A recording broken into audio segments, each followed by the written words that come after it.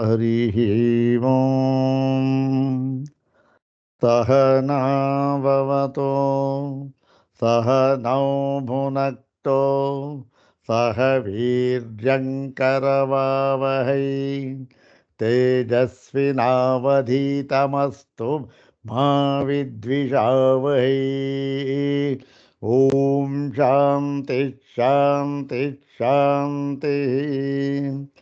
ॐ नारायणं पद्मभुवं वसिष्ठं शक्तिं च तत्पुत्रपराशरं च व्यासं शुकं गौडपदं महान्तं योगीन्द्रमथस्य शिष्यं श्रीशङ्कराचार्यमथस्य पद्मपादं च हस्तामलकं च शिष्यं तं तोटकं वार्तिककारमन्यान् अस्मद्गुरू सन्ततमानतोऽस्मि शङ्करं शङ्कराचार्यं केशवं बादरायणं सूत्रभाष्यकृतौ वन्दे भगवन्तौ पुनः पुनः सूत्रभाष्यप्रणेतारौ वेदान्ताभ्यप्रभाकरौ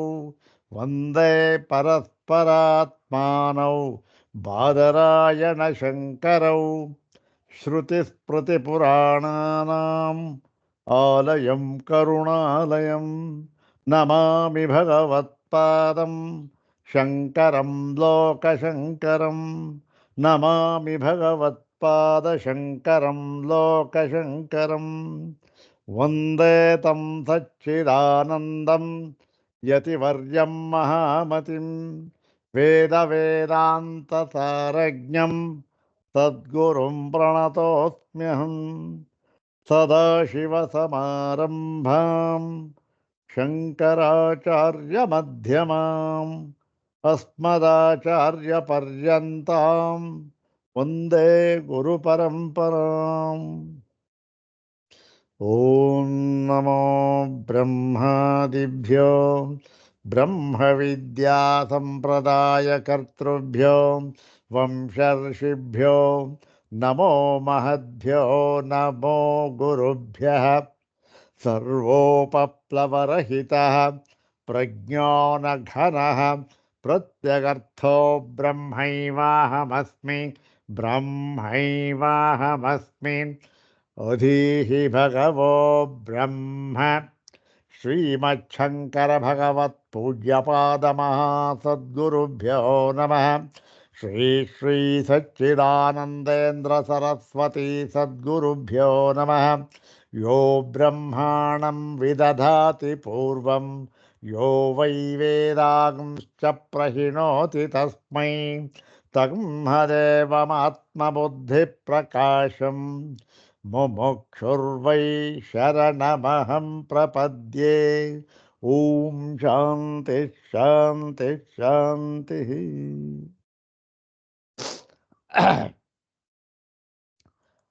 अग्रे उपस्थितेभ्यः भवद्भ्यः सर्वेभ्यो जिज्ञासुभ्यः हार्दान् नमस्कारान् समर्पयामि। ब्रह्मसूत्र शांकर भाष्ये द्वितीयाध्याये तृतीये पादे एकादश सूत्रैरुपनिबद्धे अस्मिन् सप्तदशे अंशाधिकरणे तदुपनिबद्धम् इदानीम् एकादशं सूत्रम् तदुपनिबद्धं तस्मिन् अधिकरणे उपनिबद्धं चरमं सूत्रम् ಕಟ್ಟ ಕಡೆಯ ಸೂತ್ರ ಆ ಒಂದು ಇದರಲ್ಲಿ ಮತ್ತೆ ಆ ಪಾದದಲ್ಲೂ ಕೂಡ ಕಟ್ಟ ಕಡೆಯ ಸೂತ್ರ ಅಸ್ಮಿನ್ ಪಾದೇ ಏವ ಇದಂ ಸೂತ್ರಂ ಚರಮಂ ಸೂತ್ರಂ ಏಕಾದಶಂ ಸೂತ್ರಂ ದ್ವಿವಾರಂ ಪಠಿತ್ವಾ ಸೂತ್ರಾರ್ಥಂ ತದ್ಭಾಷ್ಯಭಾಗಂಚ ಯಥಾಚಾರ್ಯಾನುಗ್ರಹಂ ವಿಚಾರಯಾಮಃ. ಇದಂ ಸೂತ್ರಂ ಪಾದಾದಿತಃ ದ್ವಾಪಂಚಾಶಂ ಸೂತ್ರಂ ಅಥವಾ ದ್ವಿಪಂಚಾಶಂ ಸೂತ್ರಂ ಸರ್ವಾಗ್ರೆ ಶಂಕ್ ಇದು ಏಕಾದಶ ಏಕಾದಶಂ ಸೂತ್ರಂ ಇತಿ ಮಧ್ಯೆ ಪಾದಾದಿತಃ ತ್ರಯಃ ಪಂಚಾಶಂ ಸೂತ್ರಂ ಪಾದಾದಿತಃ ತ್ರಯಃ ಪಂಚಾಶಂ ಸೂತ್ರಂ ತದ್ಭಾಷ್ಯಭಾಗಂಚ ಯಥಾಚಾರ್ಯಾನುಗ್ರಹಂ ಇದಾनीं ವಿಚಾರಯಾಮ ಪಾದಾದಿತಃ ತ್ರಯಃ ಪಂಚಾಶಂ ಸೂತ್ರಂ ಪ್ರಥಮಂ ತಾವತ್ ಶಂಕರಭಗವತ್ಪಾದಾನಾಂ ಪ್ರಶಸ್ತಿಶ್ಲೋಕಮೇಕಂ ದ್ವಿವಾರಂ ಪಠಾಮಃ. ಓಂ ಭಜೇಹಂ ಭಗವತ್ಪಾದಂ ಭವನಾಮಭೃತಂ ಯತಿಂ ಭಿಷಜಂ ಭವರೋಗಾನಾಂ ಭಕ್ತಾನಾಮಭಯಪ್ರದಂ. ಓಂ ಭಜೇಹಂ ಭಗವತ್ಪಾದಂ ಭವನಾಮಭೃತಂ ಯತಿಂ ಭಿಷಜಂ ಭವರೋಗಾನಾಂ ಭಕ್ತಾನಾಮಭಯಪ್ರದಂ. ಅಥ ಶ್ರೀಮಚ್ಛಂಕರ ಭಗವತಃ ಕೃತೌ ಶಾರೀರಕಮೀಮಾಂಸಾ ಭಾಷ್ಯೆ ದ್ವಿತೀಯೇ ಅವಿರೋಧಾಧ್ಯಾಯೇ ತೃತೀಯೇ ಪಾದೆ ಸಪ್ತದಶಂ ಏಕಾದಶ ಸೂತ್ರಾತ್ಮಕಂ ಅಂಶಾಧಿಕರಣಂ. ಓಂ ಅಂಶೋ ನಾನಾವ್ಯಪದೇಶಾದನ್ಯಥಾ ಚಾಪಿ ದಾಶಕಿತವಾದಿತ್ವಮಧೀಯತ ಏಕೆ. ಓಂ ಮಂತ್ರವರ್ಣಾಚ್ಚ ಓಂ ಅಪಿ ಚ ಸ್ಮರ್ಯತೆ. ಓಂ ಪ್ರಕಾಶಾದಿವನ್ನೈವಂ ಪರಃ ಓಂ ಸ್ಮರಂತಿ ಚ. ಓಂ ಅನುಜ್ಞಾಪರಿಹಾರೌ ದೇಹ ಸಂಬಂಧಾತ್ ಜ್ಯೋತಿರಾದಿವತ್. ಓಂ ಅಸಂತತೇಶ್ಚಾವ್ಯತಿಕರಃ. ಓಂ ಆಭಾಸಯೇವ ಚ. ಓಂ ಅದೃಷ್ಟಾ ನಿಯಮಾತ್. ಓಂ ಅಭಿಸಂಧ್ಯಾದಿಷ್ವಪಿ ಚೈವಂ. ಓಂ ಪ್ರದೇಶಾದಿತಿ ಚೇನ್ನಾಂತರ್ಭಾವಾತ್.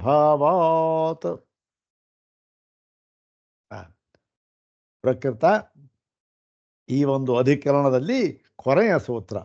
ಇಲ್ಲಿಗೆ ಇತಿ ವೇದಾಂತ ಸೂತ್ರ ಪಾಠೆ ದ್ವಿತೀಯಾಧ್ಯಾಯೇ ತೃತೀಯ ಪಾದ.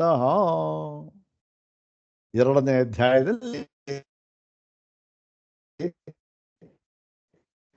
ಮೂರ ಪ್ರಕೃತ ಅಲ್ಲಿ ಕೊನೆಯ ಸೂತ್ರ. ಓಂ ಅಭಿಸಂಧ್ಯಾದಿಷ್ವಪಿ ಚೈವಂ. ಓಂ ಅಭಿಸಂಧ್ಯಾದಿಷ್ವಪಿ ಚೈವಂ ಚ ಅಭಿಸಂಧ್ಯಾದಿಷು ಅಪಿ ಏವಂ. ಏವಂ ಇತ್ಯುಕ್ತೆ ಆತ್ಮನಃ ಪ್ರತಿ ದುಃಖ ಸುಖ ದುಃಖ ಸಂಯೋಗೆ ವ್ಯವಸ್ಥಾಭಾವಃ ಸ್ಯಾತ್. ಆತ್ಮಾನಂ ಪ್ರತಿ ಸುಖ ದುಃಖ ಸಂಯೋಗೆ ವ್ಯವಸ್ಥಾಭಾವಃ ಸ್ಯಾತ್. ಏನು ಅಂದರೆ ಅಭಿಸಂಧಿಯೇ ಮೊದಲಾದವುಗಳಲ್ಲಿ. ಅಭಿಸಂಧಿನೇನು ನನ್ನ ಹೇಳಿತ್ತು, ಇದು ಭಾಷ್ಯದಲ್ಲಿ ಅದರ ವಿಸ್ತಾರ ವಿವರಣೆ ಕೊಟ್ಟಿದೆ. ಏನು, ಒಂದು ಗುರಿ, ಒಂದು ಧ್ಯೇಯ, ಹೀಗೆ ಮಾಡಬೇಕು ಅಂತ ಗುರಿ ಇಟ್ಕೊಂಡು, ಮತ್ತೆ ಒಂದು ಹೇಗೆ ಬೇಕಾದ್ರೆ ಉದ್ದೇಶ ಅಂತ ಬೇಕಾದ್ರೂ ಹೇಳ್ಬೋದು. ಉದ್ದೇಶ, ಗುರಿ, ಧ್ಯೇಯ, ಇದು ಅಭಿಸಂಧಿ. ಇದನ್ನ ಈ ವಿಚಾರಗಳಲ್ಲಿಯೂ ಕೂಡ ಹೀಗೆಯೇ, ಹೇಗೆ ಆ ಅದೃಷ್ಟಾನಿಯಮಾತ್ ಅನ್ನುವ ಸೂತ್ರದಲ್ಲಿ ನಾವು ಯಾವ ಒಂದು ಪ್ರಮಾಣವನ್ನು, ಯಾವ ಒಂದು ತರ್ಕದಿಂದ ನಾವು ಸಿದ್ಧ ಮಾಡಿದ್ದೇವೋ, ಇಲ್ಲಿ ವ್ಯವಸ್ಥಾಭಾವ ಒಂದು ವ್ಯವಸ್ಥೆ ಅಂತ ಅನ್ನೋದಕ್ಕೆ ಇರುವುದಕ್ಕೆ ಸಾಧ್ಯವಿಲ್ಲ. ಇವನಿಗೆ ಹೀಗೆ ಆಗಬೇಕು, ಅವನಿಗೆ ಹಾಗೆ ಆಗಬೇಕು, ಅವನ ಕರ್ಮಫಲ ಅವನಿಗೆ ಬರಬೇಕು, ಹೀಗೆ ವ್ಯವಸ್ಥೆ ಇರೋದಕ್ಕಾಗೋದಿಲ್ಲ. ಎಲ್ಲಿ? ಈ ವೈಶೇಷಿಕ ದರ್ಶನದಲ್ಲಿ ಅಂತ ಹೇಳಿತ್ತಲ್ಲ, ಆ ಅದೃಷ್ಟಾನಿಯ ಮಾತಂತ. ಅದೇ ಯುಕ್ತಿಗಳನ್ನು ಇಲ್ಲಿಯೂ ಕೂಡ ನಾವು ಅನುಸರಿಸಿಕೊಂಡು ಏನು ಮಾಡಬೇಕು? ಇಲ್ಲಿಯೂ ಕೂಡ ಈ ಒಂದು ಸುಖ ದುಃಖ ಸಂಯೋಗದಲ್ಲಿ ವ್ಯವಸ್ಥಾಭಾವ ಅಂತಕ್ಕಂಥದ್ದು ಇರುತ್ತೆ, ಇಲ್ಲೂ ಕೂಡ ಬರುತ್ತೆ. ವ್ಯವಸ್ಥಾ ಅಭಾವ ಅಂತಕ್ಕಂಥದ್ದು ಇಲ್ಲೂ ಬರುತ್ತೆ. ಒಂದು ವ್ಯವಸ್ಥೆನೇ ಇರೋದಿಲ್ಲ, ಯಾರಿಗೆ ಏನು ಬೇಕಾದ್ರೂ ಆಗ್ಬೋದು. ಅದಕ್ಕೆ ನಾವು ಯಾವ ತರ್ಕ ಉಪಯೋಗಿಸಿರ್ತಕ್ಕಂಥದ್ದು, ಇಲ್ಲಿ ಆ ಅದೃಷ್ಟಾನಿಯಮಾತ್ ಅಂತಕ್ಕಂಥ ಸೂತ್ರದಲ್ಲಿ ಯಾವ ತರ್ಕವನ್ನು ಹೇಳಿ, ಇಲ್ಲಿ ಈ ಅದೃಷ್ಟಾನಿಯಮಾತ್ ಅಂತನ್ನುವ ಒಂದು ಸೂತ್ರದಲ್ಲಿ ಇದು ಸಾಂಖ್ಯರ ಪಕ್ಷ ಅಂತಲೂ ಇದು ವೈಶೇಷಿಕರ ಪಕ್ಷ ಅಂತಂತಲೂ ಕೂಡ ಭಾಮತಿ ವ್ಯಾಖ್ಯಾನದಲ್ಲಿ ಇದೆ. ಅದನ್ನು ಸ್ವಾಮಿಪಾದರು ಬರೆದಿದ್ದಾರೆ. ನಾವು ಅದೇನು ಅಷ್ಟೊಂದು ಇದಿಲ್ಲ, ಎರಡಕ್ಕೂ ಅನ್ವಯಿಸ್ಕೋಬೋದು, ಏನು ತೊಂದರೆ. ಪ್ರಕೃತ ಇದು ವೈಶೇಷಿಕರಿಗೆ ಅನ್ವಯಿಸ್ತಕ್ಕಂಥದ್ದಿದು ಅಂತ. ಅದರಲ್ಲಿ ಪಂಚಭಾಗ ಆಗಿತ್ತು. ಏನು ಅಂತಂದರೆ ನೋಡಿ, ಆ ವ್ಯವಸ್ಥೆ ಅಂತಕ್ಕಂಥ ಸಾಧ್ಯ ಇಲ್ಲ. ಪೂರ್ವ ಪಕ್ಷಿ ಏನು ಹೇಳಿದ್ದ? ನೋಡಿ ಸ್ವಾಮಿ, ವ್ಯವಸ್ಥೆ ಆಗುತ್ತೆ, ವ್ಯವಸ್ಥೆ ಅಂತಕ್ಕಂಥದ್ದು ಇದೆ, ಅವನವನ ಕರ್ಮಫಲ ಅವನವನಿಗೆ ಆಗುತ್ತೆ. ಎಲ್ಲಿ? ನಮ್ಮ ದರ್ಶನದಲ್ಲಿಯೂ ಕೂಡ. ಹೇಗಪ್ಪ ಆಗುತ್ತೆ? ಆತ್ಮವಿಭೂಂತಿ ಅಂತ ಹೇಳ್ತೀಯ, ಎಲ್ಲರೊಡನೆ ಸಮಾನವಾಗಿ ಬೆರೆತುಕೊಂಡಿದ್ದಾನೆ ಅಂತ ಹೇಳ್ತೀಯ. ಹೀಗಿರುವಾಗ ಏನಾಗುತ್ತೆ? ಹೇಗೆ ಬಂದೆ ವ್ಯವಸ್ಥೆ ಇರೋ ಸಾಧ್ಯ ಅಂತಂದರೆ ಅದಕ್ಕೆ ಹೇಳ್ದ ಅವನು. ಏನಂತ ಹೇಳ್ದ? ಒಳ್ಳೆಯ ಒಂದು ಕಾರಣ ಕೊಟ್ಬಿಟ್ಟ ಅವನು ವೈಶೇಷಿಕ.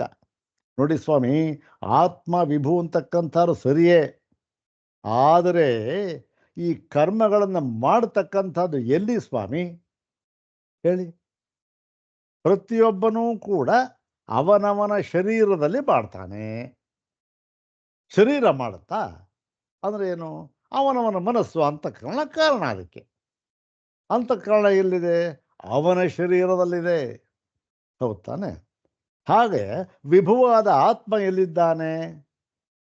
ಅವನ ಶರೀರದಲ್ಲೂ ಇದ್ದಾನೆ, ಇನ್ನೊಬ್ಬನ ಶರೀರ, ಎಲ್ಲರೂ ಸಮಾನವಾಗಿದ್ದಾನೆ. ಆದರೂ ಕೂಡ ಈ ಮನಸ್ಸು ಮತ್ತು ಈ ಆತ್ಮ ಇದ್ದಾನ, ವಿಭುವಾಗುವ ಆತ್ಮ, ವಿಭುವಾಗಿರ್ತಕ್ಕಂಥ ಆತ್ಮ, ಅವರಿಬ್ಬರ ಸಂಯೋಗ ಎಲ್ಲಿ ಸ್ವಾಮಿ ಆಗುತ್ತೆ?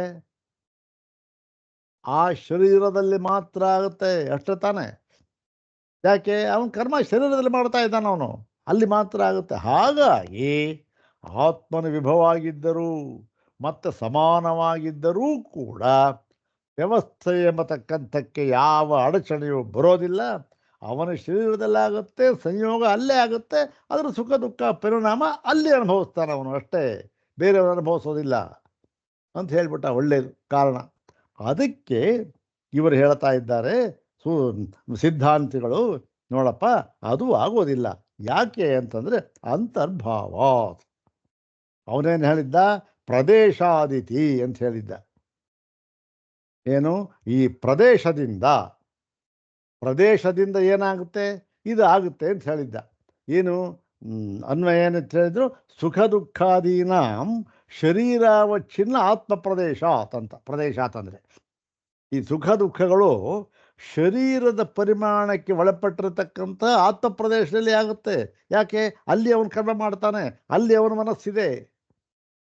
ಹಾಗಾಗಿ ಅಲ್ಲೇ ಕರ್ಮ, ಅಲ್ಲೇ ಫಲ, ಅಲ್ಲೇ ವಿಭು ಜೀವ, ಪರಮಾತ್ಮ ಪುರುಷ ವಿಭು. ಅದನ್ನು ಒಪ್ಕೊಳ್ಳೋಣ, ಅದೇನು ತೊಂದರೆ ಇಲ್ಲ. ಆದರೆ ಸಂಬಂಧ ಎಲ್ಲಾಗುತ್ತೆ? ಸಂಯೋಗ ಅಲ್ಲಾಗುತ್ತೆ. ಕರ್ಮ ಎಲ್ಲಿ ಮಾಡ್ತಾರೆ? ಅಲ್ಲಿ ಮಾಡ್ತಾರೆ. ಅಂದರೆ ಇಲ್ಲಪ್ಪ ಹಾಗಿಲ್ಲ ಅಂತಂದರು. ಪ್ರದೇಶ ಆದರೆ ಅದು ಇಲ್ಲ. ಯಾಕೆ ಕುತಃ? ಸಿದ್ಧಾಂತ ಅಂತರ್ಭಾವಾತ್ ಹೇತು. ಇದು ಅಂದ್ರೇನು? ಸರ್ವೇ ಆತ್ಮಾನಃ ಸರ್ವೇಷು ಶರೀರೇಷು ಅಂತರ್ಭಾವಾತ್. ಅಂದರೆ ಎಲ್ಲ ಆತ್ಮರುಗಳು ಕೂಡ ಎಲ್ಲ ಶರೀರದಲ್ಲಿಯೂ ಕೂಡ ಅಂತರ್ಭಾವಾತ್ ಒಳಗಡೆ ಇದ್ದುಕೊಂಡಿದ್ದಾರೆ, ಹೇಗೆ ಸಮಾನವಾಗಿ ಇದ್ದುಕೊಂಡಿದ್ದಾರೆ. ಅವರವರಲ್ಲಿ ವ್ಯತ್ಯಾಸವೇ ಇಲ್ಲ. ಹಾಗಾಗಿ ಅನುಭವಿಸುವನೇನಾಗುತ್ತೆ? ಅವನಲ್ಲಿ ವ್ಯತ್ಯಾಸವಿಲ್ಲ. ಎಲ್ಲಾದರೂ ಹಾಕ್ಕೊಂಡು ಹೋಗಲಿ, ಅದು ಏನು ಕರ್ಮ ಎಲ್ಲಿ ಬೇಕಾದರೂ ಮಾಡಲಿ, ಏನಾಗುತ್ತೆ? ಅದು ಸಮಾನವಾಗಿರೋದ್ರಿಂದ ಏನಾಗುತ್ತೆ? ಎಲ್ಲರಿಗೂ ಕೂಡ ಆಗಬಹುದಾಗಿದೆ. ವ್ಯವಸ್ಥೆ ಅಂತಕ್ಕಂಥದ್ದು ಇಲ್ಲ. ಏನಾಗುತ್ತೆ ನೋಡಿ, ಶರಾವತಿನಲ್ಲಿ ವಿದ್ಯುತ್ ಪ್ರವಹಿಸುತ್ತೆ, ವಿದ್ಯುತ್ ಉತ್ಪಾದನೆ ಆಗುತ್ತೆ, ಬೆಂಗಳೂರಿಗೆ ಬರುತ್ತೆ, ತಂತಿ ಮಾರ್ಗದಲ್ಲಿ ಬರ್ತಾ ಇದ್ರೆ ಏನಾಗುತ್ತೆ? ಆ ಶರಾವತಿಯಲ್ಲಿ ಅಲ್ಲಲ್ಲಿ ಪ್ರದೇಶದಲ್ಲಿ ಕರೆಂಟ್ ತಗೋತಾ ಇರ್ತಾರೆ. ಅಲ್ಲಿ ಕರೆಂಟ್ ಎಲ್ಲಿಗೆ ಸೀಮಿತವಾಗಿರುತ್ತೆ? ಅಲ್ಲಿಗೆ ಮಾತ್ರ ಸೀಮಿತವಾಗಿರುತ್ತೆ. ಇಲ್ಲ, ಹೌದು, ಆ ಪ್ರದೇಶಕ್ಕೆ ಸೀಮಿತವಾಗಿರುತ್ತೆ, ಬೇರೆ ಕಡೆ ಇಲ್ಲ. ಆ ಊರು ಕರೆಂಟು ಮತ್ತೊಂದು ಅದು ಏನಾಗಿದೆ? ಈ ಕರೆಂಟ್ ಸಮಾನವಾಗಿ ಇರಿತಾ ಇದೆ. ಹೀಗಿರುವಾಗ ಅದು ಕರೆಂಟಿಂದ ಉತ್ಪಾದನೆ ಆಗತಕ್ಕಂಥ ಬೆಳಕು ಏನು ಅಲ್ಲಿಗೆ ಮಾತ್ರ ಸಂಬಂಧಪಟ್ಟಿದೆ, ಅದಕ್ಕೆ ಪರಿಣಾಮ ಬೇರೆ ಕಡೆ ಆಗೋದಿಲ್ಲ ಅಂತ ಹೇಳಿಬಿಟ್ರೆ ಏನಾಗಬೇಕಾಗಿತ್ತು? ಆ ಒಂದು ಶರಾವತಿ ಪಕ್ಕದಲ್ಲಿರತಕ್ಕಂಥ ಹಳ್ಳಿಯವರಿಗೆ ಉಂಟಾಗಿರ್ತಕ್ಕಂಥ ಕರೆಂಟು, ವಿದ್ಯುತ್ ಇದೆಯಲ್ಲ, ಅವನಿಗೆ ನಮ್ಮ ಬೆಂಗಳೂರಲ್ಲೇ ತಂತಿ ಮುಟ್ಟಿದ್ರೆ ಕರೆಂಟ್ ಹೊಡಿಬಾರ್ದಾಗಿತ್ತು. ಎಲ್ಲಿ ಮುಟ್ಟಿದ್ರು ಹೊಡೆಯುತ್ತೆ. ಅವನು ಎಲ್ಲರೂ ಬೆಳಕು ತಗೊಳ್ಳಿ ಸ್ವಾಮಿ, ಎಲ್ಲರೂ ಕರ್ಮ ಮಾಡಲಿ, ಏನಾದರೂ ಉತ್ಪಾದನೆ ಮಾಡಲಿ ಅದರಿಂದ. ಆದರೂ ಕೂಡ ಏನಾಗಿದೆ, ಎಲ್ಲಿ ಮುಟ್ಟಿದ್ರು ಹೊಡೆಯುತ್ತೆ ಕರೆಂಟ್ ಶಾಕು. ಯಾಕೆ? ಸಮಾನವಾಗಿದೆ. ಯಾಕೆ? ಎಲ್ಲದರಲ್ಲಿಯೂ ಕೂಡ ಅಂತರ್ಭಾವವಾಗಿ ಬಿಟ್ಟಿದೆ. ಎಲ್ಲ ಹಳ್ಳಿಯಲ್ಲಿ ಏನೇನು ಮಾಡ್ತಾರೆ, ಪ್ರತಿಯೊಂದು ಅಲ್ಲಿ ಅಂತರ್ಭಾವ ಆಗಿಬಿಟ್ಟಿದೆ ಆ ವಿದ್ಯುತ್. ಹಾಗೆ ಇಲ್ಲಿ ಆತ್ಮ ಏನಾಗಿದ್ದಾನೆ, ಆಯಾಯ ಒಂದು ಶರೀರದಲ್ಲಿ ಮಾಡಿರ್ಬೋದು, ಆದರೂ ಕೂಡ ಇದು ಹೊಂದೋದಿಲ್ಲಪ್ಪ. ಎಲ್ಲಿ ಅವನು ಸಮಾನವಾಗಿ ಎಲ್ಲರಲ್ಲಿಯೂ ಕೂಡ ಅನುಸ್ಯೂತವಾಗಿ ಇದ್ದುಕೊಂಡಿರುವುದರಿಂದ ಎಲ್ಲಿ ಕರೆಂಟ್ ಮುಟ್ಟಿದ್ರೂ ಕೂಡ ಹೊಡೆಯುತ್ತೆ ಶಾಕ್. ಹಾಗೆ ಅಂಥೇಳಿ ಏನು ಅದನ್ನು ಹೇಳಿದರು. ಮತ್ತೆ ಇನ್ನೊಂದೇನು, ಒಂದು ಈ ಒಂದು ವಿಭುವಾದ ಆತ್ಮನಿಗೆ ಒಂದು ಶರೀರಾವಚ್ಛಿನ್ನ, ಅಂದರೆ ಶರೀರದ ಪರಿಮಾಣಕ್ಕೆ ಕಟ್ಟು ಬಿದ್ದಿರತಕ್ಕಂಥ ಪ್ರದೇಶ ಅಂತ ಕಲ್ಪನೆ ಮಾಡೋದಕ್ಕೂ ಸಾಧ್ಯ ಇಲ್ಲ. ಹಾಗೆ ಕಲ್ಪನೆ ಮಾಡ್ಕೊಂಡು ಬಿಟ್ಟರೆ ಏನಾಗುತ್ತೆ, ವಿಭವ ಆಗುತ್ತೆ. ವಿಭು ಅಂತ ಹೇಗಾಗುತ್ತೆ? ಆಗೋದಿಲ್ಲ. ಅವನು ಪರಿಚ್ಛಿನ್ನ ಆಗ್ಬಿಡ್ತಾನೆ. ಕಲ್ಪನೆನೇ ಸಾಧ್ಯ ಇಲ್ಲ. ಆಯಿತು, ಒಂದು ವೇಳೆ ಕಲ್ಪನೆ ಮಾಡಿಕೊಂಡೆ ಅಂತ ಇಟ್ಕೋ. ಏನಪ್ಪ ವೈಶೇಷಿಕ, ಒಂದು ವೇಳೆ ಕಲ್ಪನೆ ಮಾಡಿಕೊಂಡೆ ಅಂತ ಇಟ್ಕೋ. ಕಲ್ಪನೆ ಮಾಡಿಕೊಂಡ್ರೂ ಕೂಡ ಏನಾಗಿದೆ, ಆ ಪ್ರದೇಶ ನಿನ್ನ ಕಲ್ಪನೆ ಮಾತ್ರ ಆಗಿದೆಯೇ ಹೊರತು, ಕಲ್ಪನೆ ಅದು ಕಲ್ಪಿತ ಪ್ರದೇಶ. ಮತ್ತು ಸುಖ ದುಃಖ ತಾತ್ವಿಕ ಇರತಕ್ಕಂಥದ್ದು, ಅದು ಕಲ್ಪನೆ ಅಲ್ಲ. ಸುಖ ದುಃಖ ಅದು ವಸ್ತುತಃ ಇರತಕ್ಕಂಥದ್ದು, ಅನುಭವಕ್ಕೆ ಸಿಗ್ತಕ್ಕಂಥದ್ದು. ಹಾಗಾಗಿ ಕಲ್ಪಿತವಾದ ಯಾವುದೋ ಒಂದು ಪ್ರದೇಶದಲ್ಲಿ ಈ ಸುಖ ದುಃಖ ಅಂತ ಇದೆಯಲ್ಲ, ಅದೂ ಕೂಡ ಕಲ್ಪಿತವಾಗಿತ್ತೆ, ಅಲ್ಲಿಗೆ ಸೀಮಿತ ಅಂತ ಹೇಳೋದ್ರಲ್ಲಿ ಅರ್ಥವೇ ಇಲ್ಲ. ಯಾಕೆ? ಪ್ರದೇಶವೇ ಕಲ್ಪಿತ ಅಲ್ವೇ, ಕಲ್ಪನೆ ಮಾಡೋಕ್ಕಾಗೋದೇ ಇಲ್ಲ. ಒಂದು ವೇಳೆ ಕಲ್ಪನೆ ಮಾಡಿಕೊಂಡ್ರೂ ಕೂಡ ಈ ದೋಷ ಕೂಡ ಬರುತ್ತೆ. ಕಲ್ಪನೆ ಮಾಡ್ತಕ್ಕಂಥ ಒಂದು ಸ್ಥಳದಲ್ಲಿ ಅಲ್ಲಿ ಏನೇ ನಾವು ತಿಂದರೂ ಕೂಡ ಏನು ಅದಕ್ಕೇನು ಇದು ಬೆಲೆ ಇಲ್ಲ ಅಷ್ಟೇ. ಭಾವನೆ ಇರಬಹುದು, ಅದು ಬೇರೆ ವಿಚಾರ. ಭಾವನೆ ಇರಬಹುದು, ಆದರೆ ವಸ್ತುತಃ ಆಗೋದಿಲ್ಲ ಅಷ್ಟೆ. ಈಗ ನಾವು ಏನು ಮಾಡ್ತೇವೆ, ಆ ಒಂದು ಈಗ ಪ್ರಯಾಗರಾಜ್ ಹೋಗಿ ಸ್ನಾನ ಮಾಡಿದ್ವಿ ಅಂತ ಇಟ್ಕೊಳ್ಳಿ. ಎಲ್ಲಿ? ಆ ಸ್ಥಳಕ್ಕೆ ಹೋಗಿ ಮಾಡಿದ್ವಿ. ಆ ಸ್ಥಳದಲ್ಲಿ ಆಯಿತು, ಏನೋ ಬಂತು. ಈಗ ನಾವಿರ್ತಕ್ಕಂಥ ಸ್ಥಳನೇ ಪ್ರಯಾಗರಾಜ್ ಅಂತ ಕಲ್ಪನೆ ಮಾಡ್ಕೊಂಡ್ಬಿಟ್ಟೆ ಅಂತ ಇಟ್ಕೊಳ್ಳಿ. ಕಲ್ಪನೆ ಮಾಡ್ಕೊಂಡ್ಬಿಟ್ಟು ಇಲ್ಲಿ ಸ್ನಾನ ಮಾಡಿದೆ. ಇಲ್ಲಿ ಸ್ನಾನ ಮಾಡಿದಾಗ ಆ ಪ್ರಯಾಗರಾಜ್ ಅಂತಕ್ಕಂಥ ಸ್ಥಳ ಕಾಲ್ಪನಿಕ, ಸ್ನಾನ ಮಾಡಿದ್ದು ತಾತ್ವಿಕ. ಸ್ನಾನ ನಿಜವಾಗಿ ಮಾಡಿದೆ ನಾನು, ಆದರೆ ಆ ಸ್ಥಳ ಕಾಲ್ಪನಿಕ. ಹಾಗಾಗಿ ಏನಾಯಿತು, ಅದ್ರ ಭಾವನೆಗೆ ನಾವು ಬರ್ತಾ ಇಲ್ಲ. ಭಾವನೆ ಏನು ಬೇಕಾದ್ರೂ ಇರ್ಬೋದು, ಅದು ಬೇರೆ ವಿಚಾರ. ಆದರೆ ಅಲ್ಲೇ ಮಾಡಿದಾಗ ಆಯ್ತಾ? ಇಲ್ಲ. ಯಾಕೆ ಕಾಲ್ಪನಿಕ ಸ್ಥಳ ಇದು. ಇಲ್ಲಿ ಆ ಭಾವನ ಇಟ್ಕೊಂಡೆ ಅದೆಲ್ಲ, ಅದು ನಾವು ಬರ್ತಾ ಇಲ್ಲ ಅದಕ್ಕೆ. ಅದೆಲ್ಲ ಸರಿ, ಒಪ್ಕೊಳ್ಳೋಣ. ಅದು ಅಲ್ಲೇ ಮಾಡಿದಾಗ ಆಯ್ತಾ? ಇಲ್ಲ. ಹಾಗೆ ಇಲ್ಲಿ ಅಂತ ಹೇಳಿ ಅದು ಹೊಂದೋದಿಲ್ಲಪ್ಪ ಅಂತ ಹೇಳ್ತಾರೆ. ಈಗ ಹೇಳ್ತಾ ಇದ್ದಾರೆ ನೋಡಿ, 172ನೇ ಭಾಷ್ಯಭಾಗ. ಶರೀರಮಪಿ ಸರ್ವಾತ್ಮ ಸನ್ನಿಧೌ ಉತ್ಪದ್ಯಮಾನಂ ಅಸ್ಯೈವ ಆತ್ಮನಃ ನ ಇತರೇಷಾಂ ಇತಿ ನಿಯಂತುಂ ಶಕ್ಯಂ. ಈ ಶರೀರ ಇದೆಯಲ್ಲ, ಇದೂ ಕೂಡ ಏನು ಹೇಳಿದ್ದೆ, ಅವನವನು ಬೇರೆ ಬೇರೆ ಶರೀರ ಇದೆ. ಆದರೂ ಕೂಡ ಏನಾಗಿದೆ, ಇದು ಸರ್ವ ಆತ್ಮ ಸನ್ನಿಧವು ಉತ್ಪದ್ಯಮಾನಂ. ಇದು ಉಂಟಾಗ್ತಾ ಇರತಕ್ಕಂಥ ಉತ್ಪತ್ತಿ ಆಗ್ತಾ ಇರತಕ್ಕಂಥದ್ದು ಎಲ್ಲಿ? ಸರ್ವಾತ್ಮ ಸನ್ನಿಧವು, ವಿಭುವಾಗಿರತಕ್ಕಂಥ ಎಲ್ಲ ಆತ್ಮರುಗಳ ಸನ್ನಿಧಿಯಲ್ಲಿ. ಅಂದ್ರೇನು? ಇವನ ಹತ್ರ ಅವನ ಹತ್ರ ಆತ್ಮ ಈ ಆತ್ಮ ಅಂತ ಇಲ್ಲ, ಎಲ್ಲ ಆತ್ಮರು ಸಮಾನವಾಗಿದ್ದಾರೆ ಅವರುಗಳ ಸನ್ನಿಧಿಯಲ್ಲಿ. ಹೀಗಿರೋವಾಗ ಏನಾಗಿದೆ, ಇವನು ಈ ಶರೀರ ಈ ಆತ್ಮನದು, ಆ ಶರೀರ ಆ ಆತ್ಮನದು ಎಂಬುದಾಗಿ ಅದನ್ನು ನಿಯಂತ್ರಣಕ್ಕೆ ತೆಗೆದುಕೊಳ್ಳುವುದು ಸಾಧ್ಯವಿಲ್ಲ. ಯಾಕೆ? ಒಂದು ನೋಡಿ, ಸಮಾನವಾಗಿರ್ತಕ್ಕಂತಹ ಒಂದು ತತ್ವದಲ್ಲಿ ಒಂದು ಪದಾರ್ಥ ಉಂಟಾಗಿರಬೇಕಾದ್ರೆ ಇದಿಲ್ಲಾಯಿತು ಅದಲ್ಲಾಯಿತು ಅಂತಕ್ಕಂಥ ಹೇಳೋಕ್ಕೆ ಸಾಧ್ಯನಾ? ಯಾಕೆ? ಸರ್ವವ್ಯಾಪಕವಾಗಿರ್ತಕ್ಕಂಥ ಒಂದು ತತ್ವದಲ್ಲಿ ಎಲ್ಲ ಕಡೆ ಇದೆ. ಅದು ಎಲ್ಲ ಕಡೆ ಇದ್ದಾಗ ಏನಾಯಿತು? ಇದು ಇಲ್ಲಿದು ಅದು ಅಲ್ಲಿದು, ಇಲ್ಲಿದು ಅಲ್ಲಿದು ಅಂತ ಅಂದ್ಬಿಟ್ಟು ಸರ್ವವ್ಯಾಪಕನೇ ಹೊಂದೋದಿಲ್ಲ, ವ್ಯಾಪಕತ್ವನೇ ಹೊಂದೋದಿಲ್ಲ. ನೋಡಪ್ಪ, ಏನು ಹೇಳಿದ್ರು ನಿನಗೆ ತೊಂದರೆನೇ, ಏನೂ ಆಗಲ್ಲ. ನೀನು ಏನು ಹೇಳಿದಾಗಾಯಿತು? ಇವನ್ನೆಲ್ಲ ಕೂಡ ನೀನು ಆತ್ಮನಿಗೆ ಪರಿಚ್ಛಿನ್ನತ್ವವನ್ನು ಹೇಳಿದಂಗೆ ಆಗ್ಬಿಡ್ತ ಅಷ್ಟೆ. ಆದ್ದರಿಂದ ಈ ಎಲ್ಲ ಆತ್ಮರುಗಳ ಸನ್ನಿಧಿಯಲ್ಲಿಯೂ ಕೂಡ ಈ ಶರೀರ ಉಂಟಾಗುತ್ತಿರುವುದರಿಂದ ಎಲ್ಲ ಆತ್ಮರುಗಳು ಇದ್ದಾರಲ್ಲಿ. ಆವಾಗ ಏನಾಗುತ್ತೆ? ಇವೊಂದು ಯಾರು? ಈ ಆತ್ಮದು ಈ ಶರೀರ, ಆ ಆತ್ಮದು ಆ ಶರೀರ ಅಂತ ಹೇಳೋದಕ್ಕೆ ಸಾಧ್ಯ ಇಲ್ಲ. ಯಾಕೆ? ಎಲ್ಲ ಆತ್ಮರುಗಳು ಕೂಡ ವಿಭವವಾಗಿ ಸಮಾನರಾಗಿದ್ದಾರೆ. ಹೌದು ತಾನೆ? ಇಲ್ಲಿದು ಅಲ್ಲಿದು ಅಂತ ಹೇಳ್ತಕ್ಕಂಥ ಸಾಧ್ಯವಿಲ್ಲ. ಮತ್ತೆ ನಿಯಂತ್ರಣ ಶಕ್ಯಂ ಪ್ರದೇಶ ವಿಶೇಷ ಅಭ್ಯುಪಗಮೇಪಿ ಚ ದ್ವಯೋಃ ಆತ್ಮನೋಃ ಸಮಾನ ಸುಖ ದುಃಖ ಭಾಜೋ ಕದಾಚಿತ್ ಏಕೇನೈವ ತಾವತ್ತು ಶರೀರೇಣ ಉಪಭೋಗ ಸಿದ್ಧಿ ಸ್ಯಾತ್. ಮುಂದಿನ ವಾಕ್ಯ ಓದ್ಕೊಂಬೋಣ, ಅದಕ್ಕೆ ಅರ್ಥ ಇದಾಗುತ್ತೆ. ಸಮಾನ ಪ್ರದೇಶಸ್ಯಾಪಿ ದ್ವಯೋಃ ಆತ್ಮನೋಃ ಅದೃಷ್ಟಸ್ಯ ಸಂಭವಾತ್. ಇನ್ನೊಂದು ಯುಕ್ತಿ ಹೇಳಿದ್ರು. ಏನು? ಆಯ್ತಪ್ಪ, ಒಂದು ಪ್ರದೇಶ ವಿಶೇಷ ಏನು, ಇವಂದೇ ಈ ಶರೀರ ಅವಂದೇ ಆ ಶರೀರ ಅಂತ ಏನೋ ಹೇಗೋ ನಿರ್ಧಾರ ಮಾಡಿದ್ವಿ ಅಂತ ಇಟ್ಕೋ. ಆಗೋದಿಲ್ಲ, ಆಗುತ್ತೆ ಅಂತ ಇಟ್ಕೋ. ಏನಾಗಿದೆ? ಎಲ್ಲ ಆತ್ಮರುಗಳು ಕೂಡ ಸಮಾನವಾಗಿದ್ದಾರೆ, ಎಲ್ಲ ಆತ್ಮಗಳ ಸನ್ನಿಧಿಯಲ್ಲೂ ಇದೆ, ವಿಂಗಡಣೆ ಮಾಡೋಕ್ಕಾಗೋದೇ ಇಲ್ಲ. ಆದರೂ ಕೂಡ ವಿಂಗಡಣೆ ಹೇಗೋ ಮಾಡಿಬಿಟ್ಟೆ ಅಂತ ಇಟ್ಕೊಂಡ್ರೂ ಕೂಡ ಆವಾಗ ಏನಾಗುತ್ತೆ? ಸಮಾನ ಸುಖ ದುಃಖ ಭಾಜೋ.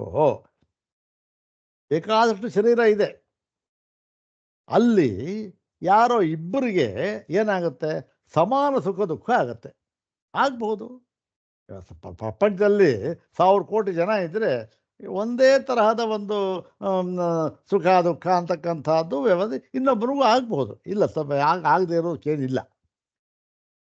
ಹೀಗೆ ಏನಾದರೂ ಕೂಡ ಇಬ್ಬರು ಶರೀರಕ್ಕೆ ಎರಡು ಶರೀರಕ್ಕೆ ಒಂದೇ ತರಹ ಸುಖ ದುಃಖ ಅಂತ ಆಗಿಬಿಟ್ರೆ ಆವಾಗ ಏನಾಗುತ್ತೆ ಗೊತ್ತೇನು?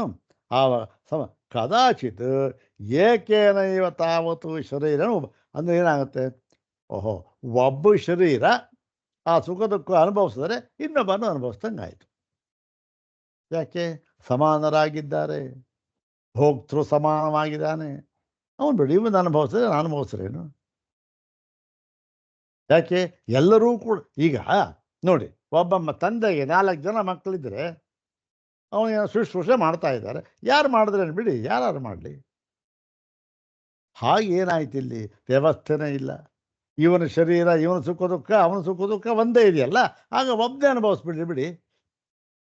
ಇವನೇ ಎರಡು ಯಾಕೆ ಶರೀರ ಯಾಕೆ? ಒಬ್ಬನೇ ಆತ್ಮ. ನೀವು ಹೇಳ್ತಾ ಇದ್ದೀರಿ ಪ್ರದೇಶ ಬೇರೆ ಬೇರೆ ಅಂತಂತ. ಪ್ರದೇಶ ಬೇರೆ ಬೇರೆ ಆಯಿತು, ಸುಖ ದುಃಖ ಅವನಿಗೆ ಇವನಿಗೆ ಆಯಿತು. ಆದರೂ ಕೂಡ ಏನಾಗುತ್ತೆ?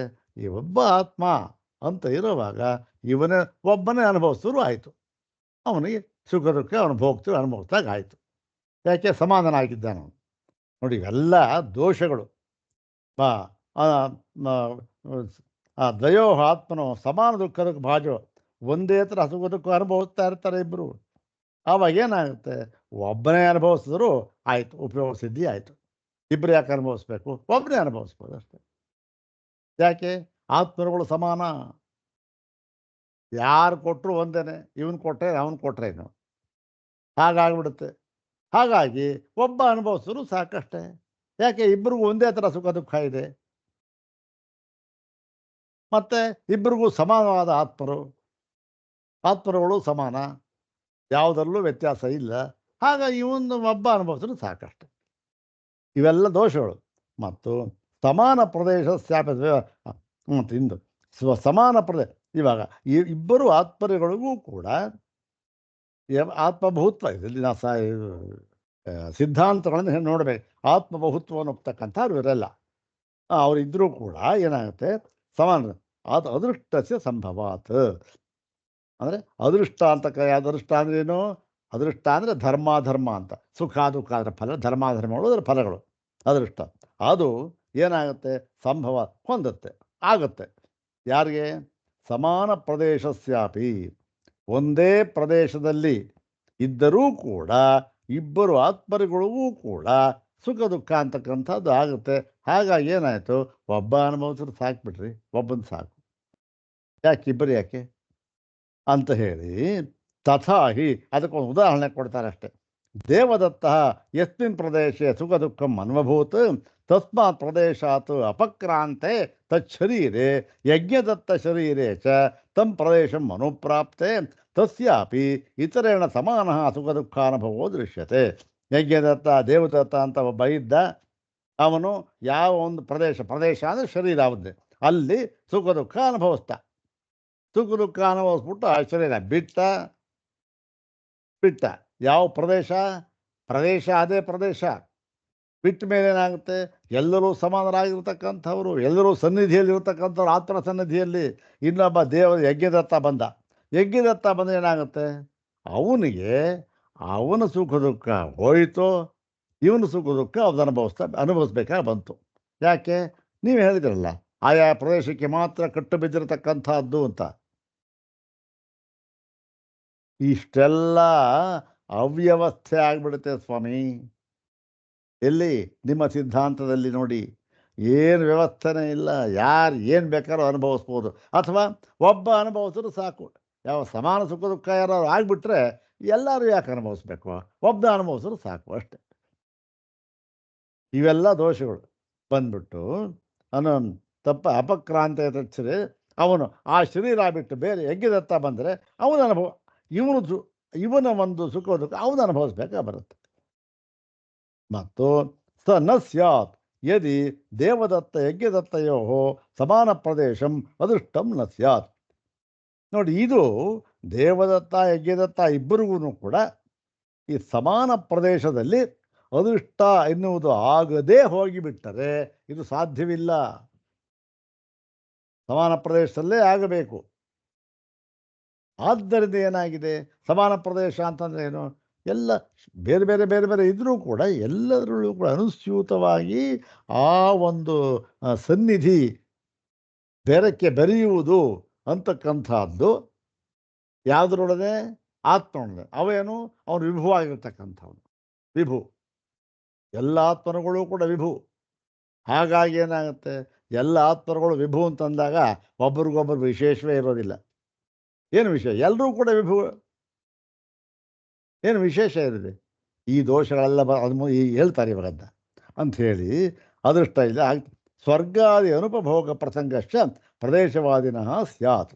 ಈ ಪ್ರದೇಶವಾದಿ ಇದಾನಲ್ಲ ನೋಡಿ ಸ್ವಾಮಿ, ಆಯಾ ಶರೀರ ಇದೆ, ಅಲ್ಲಿ ಮಾಡ್ತಾನೆ ಮನಸ್ಸಿನೊಡನೆ, ಹಾಗಾಗಿ ಅವನೇ ಅನುಭವಿಸ್ತಾನೆ, ವ್ಯವಸ್ಥೆ ಇದೆ ಅಂತ ಹೇಳ್ತೀರಲ್ಲ, ಇಂಥವ್ರು ನಿಮಗೇನಾಗುತ್ತೆ ನೋಡಿ, ಈ ಸ್ವರ್ಗ ಮುಂತಾದವುಗಳ ಉಪಭೋಗ ಅದೂ ಕೂಡ ಆಗದೆ ಹೋಗಿ ಬಿಡಬೇಕಾಗಿ ಬಿಡುತ್ತದೆ. ಯಾಕೆ? ಯಾರು ಏನು ಬೇಕಾದ್ರೂ ಆಗ್ಬೋದು. ಯಾಕೆ? ಈ ಪ್ರದೇಶದಲ್ಲಿ ಕರ್ಮ ಮಾಡ್ತಾನೆ, ಇನ್ನೊಂದು ಪ್ರದೇಶದಲ್ಲಿ ಎಲ್ಲೋ ಸ್ವರ್ಗ ಅನುಭವಿಸೋದು ಇಲ್ಲ, ಸತ್ತು ಎಲ್ಲ ಬೇರೆ ಕಡೆ, ಅಲ್ಲಿ ಅದನ್ನು ಅನುಭವಿಸ್ತಾನೆ. ಹಾಗಾಗಿ ಏನಾಗುತ್ತೆ, ಈ ಪ್ರದೇಶ ಆ ಪ್ರದೇಶಕ್ಕೂ ಕೂಡ ಬೇರೆ ಬೇರೆ ಆಯಿತು. ಬೇರೆ ಬೇರೆ ಆದಾಗ ಅವನು ಅನುಭವಿಸೋಕ್ಕೆ ಸಾಧ್ಯವೇ ಇಲ್ಲ. ಯಾಕೆ? ನಿಮ್ಮ ಪ್ರಕಾರ ಈ ಪ್ರದೇಶದಲ್ಲಿ, ಈ ಶರೀರದಲ್ಲಿ ಏನು ಅನುಭವಿಸ್ತಾನೆ, ಏನು ಕರ್ಮ ಮಾಡ್ತಾನೆ, ಅಲ್ಲೇ ಅನುಭವಿಸ್ಬೇಕು, ಅದು ಅವರವರಿಗೆ ಆಗುತ್ತೆ. ಹಾಗಾಗಿ ಅವನು ಬೇರೆ ಕಡೆ ಹೋಗಿ ಅನುಭವಿಸೋಕ್ಕೆ ಸಾಧ್ಯವೇ ಇಲ್ಲ. ಮತ್ತೇನು, ಶಾಸ್ತ್ರ ಎಲ್ಲ ವ್ಯರ್ಥವಾಯಿತು. ಶಾಸ್ತ್ರ ಏನು ಹೇಳುತ್ತೆ, ಇಲ್ಲಿ ಕರ್ಮ ಮಾಡಬೇಕು, ಅಲ್ಲಿ ಅನುಭವಿಸ್ಬೇಕು. ಹೀಗಾಗಿ ಇದೆಲ್ಲ ದೋಷಗಳು. ಮತ್ತು ಬ್ರಾಹ್ಮಣಾದಿ ಶರೀರ ಪ್ರದೇಶೇಶು ಅದೃಷ್ಟ ನಿಷ್ಪತ್ತೇ ಪ್ರದೇಶಾಂತರವರ್ತಿತ್ವಾಚ. ಇದೇನಿದು? ಈ ಒಂದು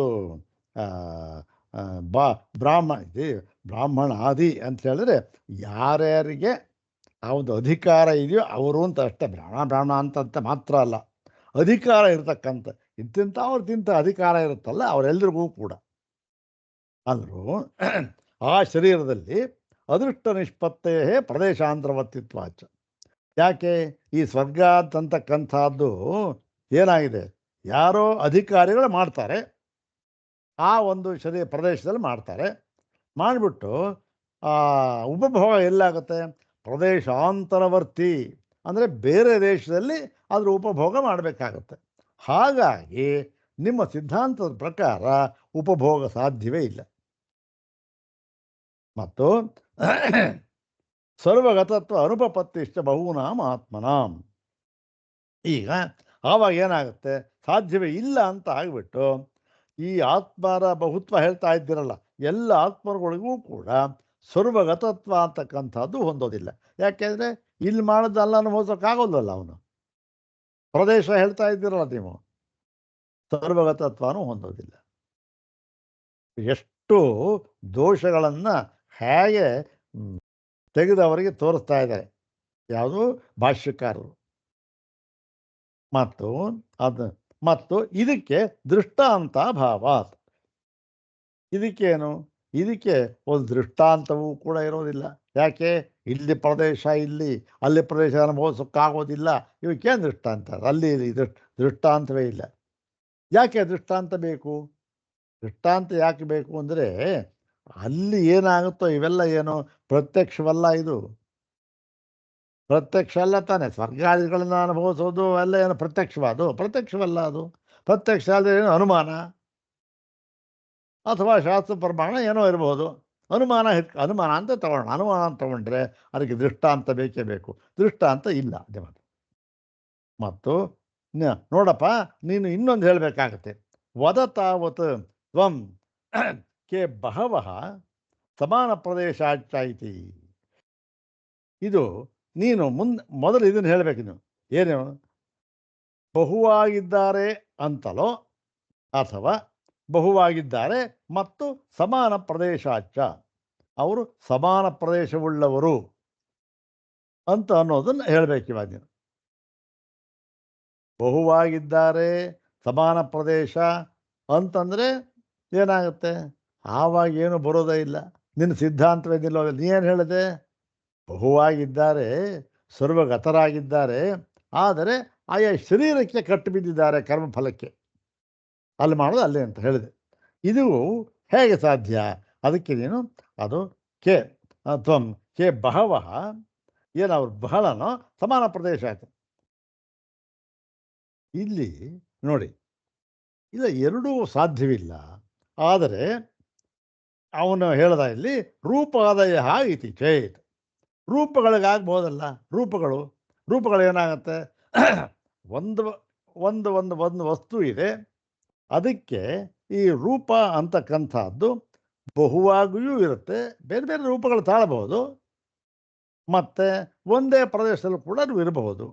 ಆಗುತ್ತಲ್ಲ. ಯಾಕೆ, ಇವರು ನವದ್ರವ್ಯಗಳನ್ನು ಹೇಳ್ತಾರಲ್ಲ, ಆ ದ್ರವ್ಯ, ಈ ಆತ್ಮನೂ ಕೂಡ ದ್ರವ್ಯ ಅಂತ ಇಟ್ಕೊಂಡು ಹೇಳ್ತಂಥ ಮಾತಿದು. ಆತ್ಮನನ್ನು ದ್ರವ್ಯದಲ್ಲಿ ಸೇರಿಸ್ಬಿಟ್ಟಿದ್ದಾರೆ ಅವರು. ಇತ್ತೀಚೆನ ಹಾಗಾಗೋದಿಲ್ಲಪ್ಪ, ಹಾಗಾಗೋದಿಲ್ಲ. ತೇಷಾಮಪಿ ಆ ರೂಪಾದೀನಾಮಪಿ ಧರ್ಮ್ಯಂಶೇನ ಅಭೇದಾತ್ ಲಕ್ಷಣಭೇದಾಚ. ರೂಪಾದಿಗಳೂ ಕೂಡ ಧರ್ಮಿಯನ್ನು ಬಿಟ್ಟು ಇರುವುದಿಲ್ಲ. ಯಾವುದಾದ್ರು ರೂಪ ಆ ಧರ್ಮಿಯನ್ನು ಬಿಟ್ಟು ಇರೋದಿಲ್ಲ. ನೋಡಿ, ಈ ಒಂದು ಮನುಷ್ಯನಿಗೆ ಈ ಒಂದು ಹುಡುಗ ಇದ್ದಾನೆ, ಇವನು ಈ ರೂಪ ಅಂತ ಇರುತ್ತೆ. ಆ ರೂಪ ಅಂತಕ್ಕಂಥ ಎಲ್ಲರೂ ಕೂಡ ಅವನು ಹೇಳಬೇಕಾದ್ರೆ ಅವನನ್ನು ಬಿಟ್ಟು ರೂಪ ಇರುತ್ತಾ ಎಲ್ಲಾರ? ಎಲ್ಲೂ ಇರೋದು ಸಾಧ್ಯವೇ ಇಲ್ಲ. ಮತ್ತು ಲಕ್ಷಣ ಭೇದ ಇದಕ್ಕೆ ಲಕ್ಷಣ ಭೇದ ಅಂದರೆ ಇಲ್ಲಿರೋ ಲಕ್ಷಣ ಅಲ್ಲಿಲ್ಲ, ಅಲ್ಲಿರೋ ಲಕ್ಷಣ ಇಲ್ಲಿಲ್ಲ, ಅದು ಕೂಡ ಪ್ರಾಪ್ತವಾಗುತ್ತೆ. ಎರಡೂ ಕೂಡ ಒಂದೇ ಲಕ್ಷಣವುಳ್ಳದ್ದಾಗಿರೋದಿಲ್ಲ. ನತು ಬಹೂನಾಂ ಆತ್ಮನಾಂ ಲಕ್ಷಣ ಭೇದೋ ಅಸ್ತಿ. ಹೀಗೆ ನೀವು ಆತ್ಮ ಅನೇಕತ್ವವನ್ನು ಹೇಳ್ತಾ ಇದ್ದೀರಲ್ಲ, ಅವರಿಗೆ ಲಕ್ಷಣ ಭೇದೋ ಅಸ್ತಿ. ಲಕ್ಷಣ ಭೇದವನ್ನು ಕೂಡ ಹೇಳುವುದಕ್ಕಾಗುವುದಿಲ್ಲ. ನತು ಬಹೂನಾಂ ಲಕ್ಷಣ. ಏನಿದು ಹಾಗಾದರೆ ಅಂದರೆ ನೋಡಿ, ಇದರ ಸಾರಾಂಶ ಇಷ್ಟೇ ನೋಡಿ. ರೂಪಾದಿಗಳು, ರೂಪ ಇವೆಲ್ಲ ಇರುತ್ತೆ, ಒಬ್ಬ ಹುಡುಗ ಐತೆ, ಹುಡುಗ ಬೇಡ, ಘಟ. ಈ ತರ್ಕಶಾಸ್ತ್ರಿ ಘಟ ಪಟ ಅಷ್ಟೇ, ಇನ್ನೇನಿಲ್ಲ. ಘಟನೆ ತಗೊಳ್ಳೋಣ, ತರ್ಕಶಾಸ್ತ್ರಿ ಇರತಕ್ಕಂಥ ಮಾತಿದು. ಈ ರೂಪಾದಿಗಳು ಘಟಾದಿಗಳಲ್ಲಿ, ಘಟವೇ ಮುಂತಾದ ಇರುವ ಗುಣಗಳು ಅಂತಕ್ಕಂಥದ್ದೇ ಮೊದಲು ಸರಿ ಇಲ್ಲ. ರೂಪಗಳು ಘಟದ ಗುಣಗಳು ಎನ್ನುವುದೇ ಮೊದಲು ಸರಿ ಇಲ್ಲ.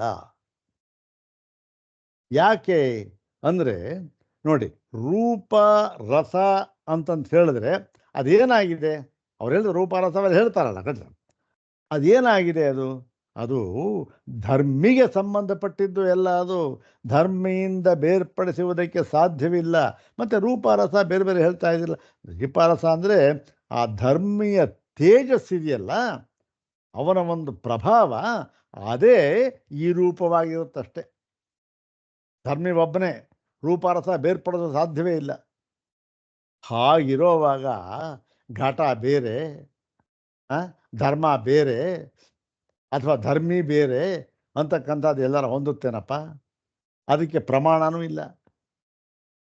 ರೂಪಾರಸ ಅಂತ ಅವನಿಗೆ ಘಟ, ಈ ಮಡಿಕೆ ಈ ಆಕಾರವಾಗಿದೆ ಅಂದರೆ ಆ ಮಡಿಕೆಯನ್ನು ಬಿಟ್ಟು ಆಕಾರ ಇರೋಕ್ಕೆ ಸಾಧ್ಯನಾ? ಇಲ್ಲ. ಪ್ರಮಾಣ ಇದೆಯಾ? ಇಲ್ಲ. ಹಾಗಾಗಿ ಮತ್ತೆ ಇನ್ನೊಂದು ಮಾತು ಹೇಳ್ತಾರೆ. ಈ ರೂಪರಸಾದಿಗಳಿಗೆ ಏನಾಗುತ್ತೆ? ಪ್ರಮಾಣ ಇರೋದಿಲ್ಲ, ಆದರೆ ಲಕ್ಷಣ ಭೇದ ಇದೆ. ರೂಪಕ್ಕೆ ಒಂದು ಲಕ್ಷಣ, ರಸಕ್ಕೆ ಒಂದು ಲಕ್ಷಣ ಇದೆ. ಆದರೆ ಈ ಆತ್ಮರುಗಳು ಹೇಳ್ತಾ ಇದೆಯಲ್ಲ ನೀನು, ಇವರುಗಳಿಗೆ ಯಾವ ತರಹ ಲಕ್ಷಣ ಭೇದವೂ ಇಲ್ಲ. ಯಾಕೆ? ಅವರು ಸಮಾನರು, ಸರ್ವಗತರು. ಸೊ ಹೀಗಾಗಿ ಒಂದಕ್ಕೊಂದಕ್ಕೆ ವಿರುದ್ಧ. ಮತ್ತು ಅಂತ್ಯ ವಿಶೇಷ ಕಲ್ಪನಾಯ ಅಷ್ಟೇ ಇತರೇತರ ಅಷ್ಟೇ ಯತ್ವಾತ್. ಅವ್ರು ಇನ್ನೊಂದು ಮಾತು ಹೇಳ್ತಾರೆ. ಇವೆಲ್ಲ ಅವರ ಸಿದ್ಧಾಂತಗಳು, ಸ್ವಲ್ಪ ಸೂಕ್ಷ್ಮ ತಿಳ್ಕೊಂಡ್ರೆ ಸಾಕು. ಅವರು ಈ ಅಂತ್ಯ ವಿಶೇಷ ಅಂತಕ್ಕಂಥದ್ದು ಒಂದನ್ನು ಹೇಳ್ತಾರೆ. ಏನು ಅಂತಂದರೆ, ಮೊಟ್ಟ ಮೊದಲಿಗೆ ಆತ್ಮಾನ ಅವರು ಏನಂತ ಕರೆದ್ರು? ದ್ರವ್ಯ ಅಂತ ಕರೆದ್ರು. ದ್ರವ್ಯ ಎಷ್ಟು? ಅವರ ಪ್ರಕಾರ 9 ದ್ರವ್ಯಗಳು. ಈ ತರ್ಕಶಾಸ್ತ್ರದಲ್ಲಿ ಮೊಟ್ಟ ಮೊದಲು ಬರ್ತಕ್ಕಂಥ ಸೂತ್ರಗಳು ಇವೆಲ್ಲ.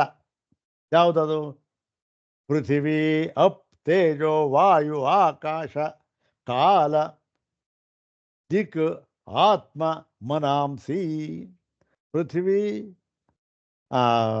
ಅಪ್ಪು, ತೇಜೋ, ವಾಯು, ಆಕಾಶ, ಕಾಲ, ದಿಕ್ಕು, ಆತ್ಮ, ಮನಾಂಸಿ. 9 ದ್ರವ್ಯಾಣಿ ನವೈವ. 9 ಇಲ್ಲಿ ಆತ್ಮ ಅದು ಇದೆಯಲ್ಲ, ಆತ್ಮ ದ್ರವ್ಯ. ಈ ದ್ರವ್ಯ ಇದೆಯಲ್ಲ, ಇದು ಆತ್ಮ ಅಂತಕ್ಕಂಥದ್ದು ನಿತ್ಯ. ಇವರು ಹೇಳ್ತಾರೆ ನಿತ್ಯ ದ್ರವ್ಯ. ಅದು ನಿತ್ಯ ದ್ರವ್ಯ ಆಗಿರುವಾಗ ಒಬ್ಬೊಬ್ಬ ಆತ್ಮನನ್ನು ಬೇರ್ಪಡಿಸ್ಬೇಕಾಗ್ತದೆ. ಒಬ್ಬ ಸಮಾನವಾಗಿರ್ತಕ್ಕಂಥದ್ದು ಬೇರ್ಪಡಿಸ್ಬೇಕಲ್ಲ. ಅದಕ್ಕೇನಾದ್ರು ಒಂದು ಹೇಗೆ ಬೇರ್ಪಡಿಸೋ? ಇದು ಎಲ್ಲರೂ ಒಂದೇನಾ? ನಾನು ಇವನು ಒಂದೇನಾ? ಏನೂ ಇಲ್ಲ, ಎಷ್ಟೋ ಭೇದಗಳಿದೆ. ಅಂದರೆ ಅದಕ್ಕೆ ಹೇಳ್ತಾರೆ ಅವರು ಅಂತ್ಯ ವಿಶೇಷ ಎಂಬತಕ್ಕಂಥ ಒಂದು ಭೇದಕ. ಅದನ್ನು ಒಪ್ತಾರೆ ಅವರು. ಅಂತ್ಯ ವಿಶೇಷಕ್ಕೆ ಅನುಗುಣವಾಗಿ ಭೇದ ಇರುತ್ತೆ ಅಂತ ಹೇಳ್ತಾರೆ. ಅದು ಪೂರ್ತಿ ಅದಕ್ಕೆ ಬೇರೆ ಪ್ರಕರಣವೇ ಇದೆ, ಅದೆಲ್ಲ ಬೇಡ. ಈ ಅಂತ್ಯ ವಿಶೇಷಗಳು ಅಂತನ್ನೋದು ಒಂದು ಇಟ್ಕೊಂಡಿದ್ದಾರಲ್ಲ ಅವರು, ಅದನ್ನು ಭೇದ ಒಪ್ಬೋದು ಅಂತ ಹೇಳಿದ್ರೆ ಅದನ್ನು ಹೇಳ್ತಾನೆ ನೋಡಿ. ಅಲ್ಪ ವಿಶೇಷ ಅಂತ್ಯ ವಿಶೇಷ ಕಲ್ಪನೆ, ಅದು ಕೂಡ ಇತರ ಆಶ್ರಯತ್ವ. ಅಂದರೆ ಒಂದಕ್ಕೊಂದು ಆಶ್ರಯ. ಏನು? ಈ ಒಂದು ಆತ್ಮರುಗಳಿಗೆ ಮತ್ತು ಆ ಒಂದು ಪದಾರ್ಥಕ್ಕೆ, ಇವಕ್ಕೆರಡಕ್ಕೂ ಕೂಡ ಅನ್ಯೋನ್ಯ ಆಶ್ರಯ. ಇದಿದ್ದರೆ ಅದು, ಅದಿದ್ದರೆ ಇದು. ಬೇರ್ಪಡಿಸೋದಕ್ಕೆ 2 ಪದಾರ್ಥ ಇರಲೇಬೇಕು ತಾನೆ. ಇರಲೇಬೇಕಾದಕ್ಕೇನು? ಇದಿದ್ರೆ ಅದು ಬೇರ್ಪಟ್ಟ ಅಂದರೆ ಇವನಿಂದ ಬೇರ್ಪಟ್ಟ. ಮತ್ತು ಈ ಬೇರ್ಪಡಿಸಲ್ಪಡ್ತಕ್ಕಂಥವನು ಒಬ್ಬಿದ್ರೆ ತಾನೇ ಬೇರ್ಪಡೋದು ಸಾಧ್ಯ. ಇದಕ್ಕೆ ಇತರ ಆಶ್ರಯ ಅಂತ ಹೇಳಿ ಆಕಾಶಾದೀನಾಮಪಿ ವಿಭುತ್ವಂ ಬ್ರಹ್ಮವಾದಿನ ಅಸಿದ್ಧಂ. ಇನ್ನು ಈ ಒಂದು ನಿತ್ಯ ಅಂತ ಹೇಳ್ತಾ ಇರ್ತೀರಲ್ಲ, ಆಕಾಶ ನಿತ್ಯ ಅಂತಕ್ಕಂಥದ್ದೇ ಸರಿ ಇಲ್ಲ. ಮೊಟ್ಟ ಮೊದಲಿಗೆ ಹೇಗೆ ಸ್ವಾಮಿ ಹೇಳ್ತೀರ ಆಕಾಶ ನಿತ್ಯ ಅಂತ? ಯಾಕೆ? ಆಕಾಶ ಏನದು? ನಿಮ್ಮ ಪ್ರಕಾರನೇ ತಗೊಳ್ಳಿ.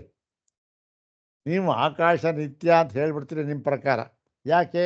ನೀವು ಒಪ್ಪಿರ್ತಕ್ಕಂತಹದ್ದು 4 ಪರಮಾಣು ವೈಶೇಷಿಕರು, ಹೌದು ತಾನೆ? 4 ಪರಮಾಣು ಆಕಾಶ ಬಿಟ್ಟು ಹಾಕಿದ್ರು. ಬಿಟ್ಟರೆ ಏನು ಮಾಡಿದ್ರು, ನೀವು ಅದೂ ಕೂಡ ನಿತ್ಯ ಅಂತ ಹೇಳಿಬಿಟ್ರಿ. ಆದರೆ ಆಕಾಶವೂ ಕೂಡ ಕಾರ್ಯವೇ ಆಗಿದೆ. ಯಾವುದರಂತೆ? ಈ ವಾಯು, ಅಗ್ನಿ, ನೀರು ಮತ್ತು ಭೂಮಿ ಇವುಗಳಂತೆ ಅದೂ ಕೂಡ ಕಾರ್ಯ ಅಂಥೇಳಿ ತಸ್ಮಾತ್ ವಾಯು ತಸ್ಮಾತ್ ಆತ್ಮನ. ಈ ಕಾರ್ಯ ಯಾವತ್ತಾದರೂ ಕೂಡ ಕಾರ್ಯ ನಿತ್ಯವಾಗಿದೆ ಅಂತಕ್ಕಂಥ ಒಪ್ಪೋಕ್ಕಾಗತ್ತಾ? ಹೀಗಾಗಿ ಏನಾಯಿತು, ಈ ಆಕಾಶಾದೀನಾಪಿ ವಿಭುತ್ವಂ, ಆಕಾಶಾದಿಗಳೂ ಕೂಡ ವಿಭುತ್ವ ಅಂತಕ್ಕಂಥದ್ದು ಬ್ರಹ್ಮವಾದಿಗಳಿಗೆ ಸಿದ್ಧವಾಗಿಲ್ಲ, ಅಂದರೆ ವೇದಾಂತಗಳಿಗೆ ಸಿದ್ಧವಾಗಿಲ್ಲ. ಅದು ಯಾಕೆ ಅಂದರೆ ಕಾರ್ಯತ್ವ ಅಭ್ಯುಪಗಮಾತ್. ವೇದಾಂತಿಗಳು ಆಕಾಶವನ್ನು ಕಾರ್ಯ ಎಂಬುದನ್ನು ಒಪ್ಪಿದ್ದಾರೆ. ಇಷ್ಟೆಲ್ಲ ಹೇಳಿಬಿಟ್ಟು ತಸ್ಮಾತ್ ಆತ್ಮೈಕ ಪಕ್ಷೇ ಏವ ಸರ್ವದೋಷಾಭಾವ ಇತಿ ಸಿದ್ಧಂ. ನೋಡಿ ಸ್ವಾಮಿ, ಆತ್ಮಬಹುತ್ವ, ಆತ್ಮನಾನಾತ್ವ, ಆತ್ಮ ಅನೇಕತ್ವ, ಮತ್ತು ಎಲ್ಲ ವಿಭುತ್ವ ಅಂತಲೂ ಹೇಳಿ, ಮತ್ತು ಎಲ್ಲದರಲ್ಲೂ ಕೂಡ ಆ ಒಂದಿನ ಪ್ರದೇಶ ಅಂತ ಹೇಳಿ, ಆ ಶರೀರ ಭೇದವನ್ನು ಹೇಳಿ, ಏನೇನೋ ಗೋಜಲು ಮಾಡಿ ಇಟ್ಟಿದ್ದೀರಲ್ಲ, ಯಾವುದೂ ಕೂಡ ನಿಮ್ಮ ಸಿದ್ಧಾಂತದಲ್ಲಿ ಹೊಂದೋದಿಲ್ಲ. ಆದ್ದರಿಂದ ಏನಾಯಿತು, ಸಿದ್ಧಾಂತ ಹೇಳಿಬಿಟ್ರು, ಈ ಒಂದು ವೇದಾಂತ ಹೇಳಿರತಕ್ಕಂತಹ ಆತ್ಮೈಕ ಪಕ್ಷೇ, ಆತ್ಮ ಒಬ್ಬನೇ ಆಗಿದ್ದಾನೆ ಎಂಬ ಪಕ್ಷದಲ್ಲಿ ಈ ನಾವು ಹೇಳಿದ ನಿಮ್ಮ ಹತ್ರ ದೋಷಗಳು, ಇವು ಯಾವ ದೋಷವೂ ಕೂಡ ಸಂಭವಿಸುವುದಿಲ್ಲ. ಇದನ್ನು ಮುಂದೆ ಸಿದ್ಧ ಮಾಡಿ ತೋರಿಸ್ತಾರೆ. ಇದನ್ನ ಯಾವುದನ್ನು ಈ ಯಾವ ದೋಷವೂ ಕೂಡ ಸಂಭವಿಸುವುದಿಲ್ಲ ಅಂತ ಹೇಳಿ ಈ ಒಂದು ಆ ಪಾದವನ್ನು ಇಲ್ಲಿಗೆ ಮುಗಿಸ್ತಾರೆ. ಪಾದನ ಕೊನೆಯ ವಾಕ್ಯ ಏನು ನೋಡಿ, ತಸ್ಮಾತ್ ಆತ್ಮೈಕ ಪಕ್ಷೇ ಏವ ಸರ್ವದೋಷಾಭಾವ ಇತಿ ಸಿದ್ಧಂ. ಇತಿ ಶ್ರೀ ಗೋವಿಂದ ಭಗವತ್ಪಾದ ಶಿಷ್ಯ ಶ್ರೀಮತ್ ಪರಮಹಂಸ ಪರಿವ್ರಾಜಕಾಚಾರ್ಯವರೇಣ್ಯ ಪದವಾಕ್ಯ ಪ್ರಮಾಣಜ್ಞ ಶ್ರೀಮಚ್ಛಂಕರ ಭಗವತಃ ಕೃತೌ ಶಾರೀರಕಮೀಮಾಂಸಾ ಭಾಷ್ಯೇ ದ್ವಿತೀಯಾಧ್ಯಾಯೇ ತೃತೀಯಃ ಪಾದಃ. ಓಂ ಶಾಂತಿ ಶಾಂತಿ ಶಾಂತಿ. ಓಂ ತತ್ಸತ್. ಇಲ್ಲಿಗೆ 3ನೆಯ ಪಾದ ಮುಗಿಯಿತು. 4ನೆಯ ಪಾದಕ್ಕೆ ಪ್ರವೇಶ ಮಾಡೋಣ. ಮುಂದಿನ ಭಾಗದಲ್ಲಿ ಅದರ ಒಂದು ಪ್ರವೇಶವನ್ನು ಮಾಡೋಣ. 4ನೆಯ ಭಾಗನೂ ಕೂಡ ಇಲ್ಲಿ ಈ ಒಂದು ವೈಶೇಷಿಕಾದಿಗಳು ಸಾಂಖ್ಯಗಳು ಮಾಡಿ ಈ ವಿಯದ ಶ್ರುತೆ ಅಂತ ವಿಯದ ಅಧಿಕರಣದಿಂದ ಪ್ರಾರಂಭವಾಗಿ ಯಾವುದು ಪಂಚಭೂತಗಳು ಅವೆಲ್ಲ ವಿಚಾರವನ್ನು ಮಾಡಿದರು. ಈ 4ನೆಯ ಪಾದದಲ್ಲಿ ಈ ಪ್ರಾಣ ಮತ್ತು ಇಂದ್ರಿಯ ಇವುಗಳಿಗೆ ಸಂಬಂಧಪಟ್ಟ ಶ್ರುತಿಗಳಿದೆಯಲ್ಲ, ಅದರಲ್ಲೂ ಕೂಡ ಒಂದೊಂದು ವಿಧವಾಗಿ ಹೇಳಿಬಿಟ್ಟಿದ್ದಾರೆ. ನೋಡಿ, ಹಿಂದಿನ ಪಾದದಲ್ಲಿ ಏನು ಮಾಡಿದ್ರು, ಏನು ಸ್ವಾಮಿ, ವಿಯದ ಶ್ರುತೆ ಆಕಾಶ ಅಲ್ಲಿ ಹೇಳೇ ಇಲ್ವಲ್ಲ, ಛಾಂದೋಗ್ಯದಲ್ಲಿ ಆಕಾಶ ಹೇಳಿಲ್ವಾ? ಅಲ್ಲೇನು ತೇಜೋಬನ್ನ ಹೇಳಿಬಿಟ್ರು, ತೇಜಸ್ಸು ಅಪ್ಪು ಅನ್ನ, ಆಕಾಶ ಹೇಳೇ ಇಲ್ಲ. ಇನ್ನೊಂದು ಕಡೆ ಆಕಾಶ ಹೇಳಿದ್ದ. ಹೀಗೆಲ್ಲ ಒಂದು ವಿರೋಧ ಇತ್ತಲ್ಲ, ಇಲ್ಲಿ ಹೇಳಿದ್ದಾರೆ ಅಲ್ಲಿ ಹೇಳಿಲ್ಲ. ಅದನ್ನೆಲ್ಲ ಸಮನ್ವಯ ಮಾಡಿದ್ರು. ಯಾವುದು ಪಂಚಭೂತಗಳಲ್ಲಿ ಒಂದು ಕಡೆ ಹೇಳಿದ ಅದೆಲ್ಲ ಸಮನ್ವಯ. ಈ 4ನೆಯ ಪಾದದಲ್ಲಿ ಹೇಳ್ತಾ ಇದ್ದಾರೆ, ಅಲ್ಲೇ ಅದು ಮುಗೀತು, ಭೂತಗಳು ಪಂಚಭೂತಗಳು ಆಯಿತು. ಈಗ ಪ್ರಾಣ ಮತ್ತು ಇಂದ್ರಿಯ ಇವುಗಳನ್ನು ಉಪನಿಷತ್ತಿನಲ್ಲಿ ಅಲ್ಲೂ ಕೂಡ ಬೇರೆ ಬೇರೆ ಬೇರೆ ಬೇರೆ ಹೇಳಿಬಿಟ್ಟಿದ್ದಾರೆ. ಒಂದು ಕಡೆ ಪ್ರಾಣ ಮೊದಲು ಹುಟ್ಟಿತು ಅಂತಾರೆ, ಇನ್ನೊಂದು ಕಡೆ ಇಲ್ಲ ಅಂತಾರೆ, ಇನ್ನೊಂದು ಕಡೆ ಕಾರ್ಯ ಅಂತಾರೆ, ಇನ್ನೊಂದು ಕಡೆ ಅವನನ್ನೇ ಕಾರಣ, ಹೀಗೆ ಏನೇನೋ ಹೇಳ್ತಾರೆ. ಇದನ್ನೆಲ್ಲ ಹೇಗೆ ನಾವು ಸಮನ್ವಯ ಮಾಡಿ ಆ ಏಕತ್ವವನ್ನು ಕಂಡುಕೊಳ್ಳೋದು? ನೋಡಿ, ಅದ್ವೈತ ಅಂತ ಸಿದ್ಧಿ ಅಂತ ಮಹಾ ಕಷ್ಟ. ದ್ವೈತ ಸಿದ್ಧ ಮಾಡಿಬಿಡ್ಬೋದು, ಏನು ತೊಂದರೆ ಇಲ್ಲ. ಇದು ಮಹಾ ಕಷ್ಟ. ಆ ಭಾಗವನ್ನು, ಪ್ರಾಣಕ್ಕೆ ಸಂಬಂಧಪಟ್ಟ ಭಾಗವನ್ನು ಈ 4ನೇ ಪಾದದಲ್ಲಿ ಮಾಡಿದ್ದಾರೆ. ಅದನ್ನು ಮುಂದಿನ ಭಾಗದಲ್ಲಿ ನೋಡೋಣ. ಓಂ ಶಾಂತಿ ಶಾಂತಿ ಶಾಂತಿ. ಓಂ ತತ್ಸತ್.